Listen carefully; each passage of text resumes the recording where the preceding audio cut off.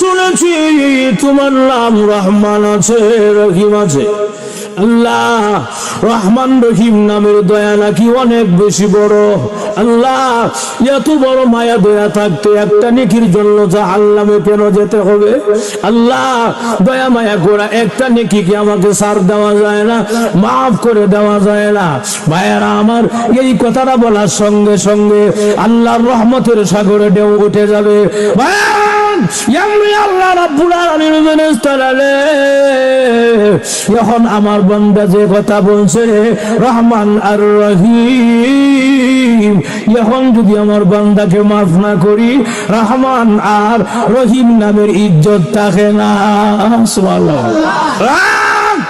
আল্লাহর বড় শুনো, ওই যে দুনিয়ার জমিনে সুনামগঞ্জ জেলার জামালগঞ্জ থানা আল কাসিম ইসলামী যুব সংঘের মাহফিল হয়েছিল রে বান্দা, বান্দা রে, ওই মাহফিলে বসছিল দুনিয়ার কাউকে দেখানোর জন্য নয়, আরামের ঘুমকে হারাম করে, আরামের বিছানাকে লাথি মেরে, দোকানপাট বন্ধ করে, ব্যবসা বাণিজ্য বন্ধ করে বসা ছিল আল্লাহকে সন্তুষ্টি করার আশায়, জান্নাতের আশায়।